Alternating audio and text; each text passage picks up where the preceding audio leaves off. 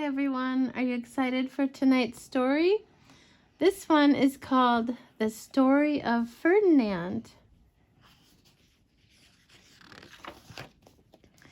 Once upon a time in Spain, Spain is far away over the ocean, there was a little bull, and his name was Ferdinand.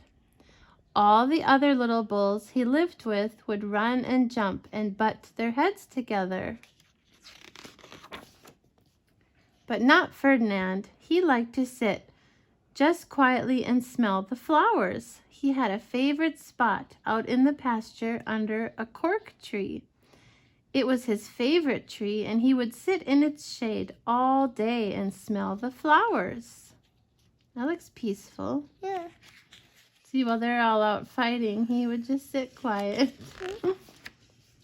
Sometimes his mother, who was a cow, would worry about him. She was afraid he would be lonesome all by himself. "Why don't you run and play with the other little bulls and skip and butt your head?" she would say. But Ferdinand would shake his head. "I like it better here, where I can sit just quietly and smell the flowers." His mother saw that he was not lonesome, and because she was an understanding mother, even though she was a cow, she let him just sit there and be happy. As the years went by, Ferdinand grew and grew until he was very big and strong. See, they measured him on the tree. Now he's this big. Yep. 2 years, it says. He's 2 years old now. Oh. All the other bulls who had grown up with him in the same pasture would fight each other all day. They would butt each other and stick each other with their horns. What they wanted most of all was to be picked to fight at the bullfights in Madrid. See, they're looking at the sign. It says bullfight. Yeah. But not Ferdinand. He still liked to just sit quietly under the cork tree and smell the flowers. One day, 5 men came in very funny hats to pick the biggest, fastest, roughest bull to fight in the bullfights in Madrid. All the other bulls ran around snorting and butting, leaping and jumping, so the men would think that they were very strong and fierce and pick them. Ferdinand knew that they wouldn't pick him, and he didn't care, so he went out to his favorite cork tree to sit down. He didn't look where he was sitting, and instead of sitting on the nice, cool grass in the shade, he sat on a bumblebee. Well, if you were a bumblebee and a bull sat on you, what would you do? You would sting him, and that's just what this bee did to Ferdinand. Look at his eyes. Yeah. Ouch! Wow, did it hurt? Ferdinand jumped up with a snort. He ran around puffing and snorting, butting and pawing the ground as if he were crazy. The 5 men saw him, and they all shouted with joy. Here was the largest and fiercest bull of all. Just the one for the bullfights in Madrid. So they took him away for the bullfight day in a cart.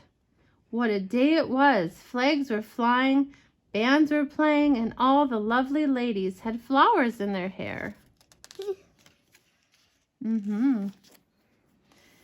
They had a parade into the bull ring. First came the bandoleros, with long, sharp pins with ribbons on them to stick in the bull and make him mad. Next came the picadors, who rode skinny horses, and they had long spears to stick in the bull and make him madder. Then came the matador, the proudest of all.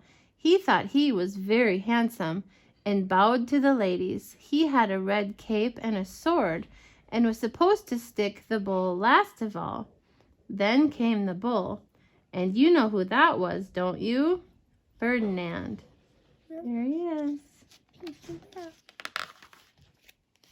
They called him Ferdinand the Fierce, and all the banderillos were afraid of him, and the picadors were afraid of him, and the matador was scared stiff. Ferdinand ran to the middle of the ring, and everyone shouted and clapped because they thought he was going to fight fiercely and butt and snort and stick his horns around. There he goes.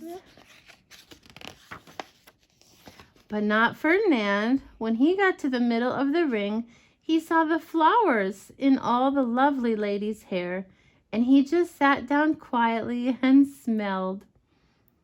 He wouldn't fight and be fierce no matter what they did. He just sat and smelled, and the banderillos were mad, and the picadors were madder, and the matador was so mad he cried because he couldn't show off with his cape and sword. So they had to take Ferdinand home. There he goes, back in the cart. And for all I know, he is sitting there still under his favorite cork tree, smelling the flowers just quietly. He is very happy. That's cute.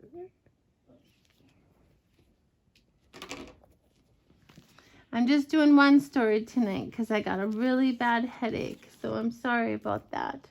But I didn't want you to miss your story.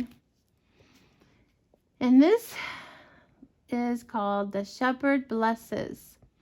The Lord will bless those who fear him, from the smallest to the greatest. Psalm 115:13. What is a blessing? What is it like? Is it a puppy, a flower, a bike? A blessing is something that brings you joy.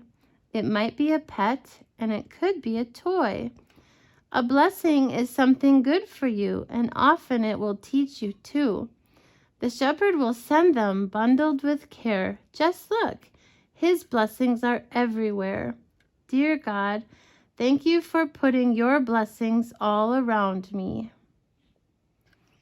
See, the lamb blessed him with cheese. Yeah, because the lamb had to feed them. Yeah, to feed his family. He got blessed. Yeah. Okay. Good night.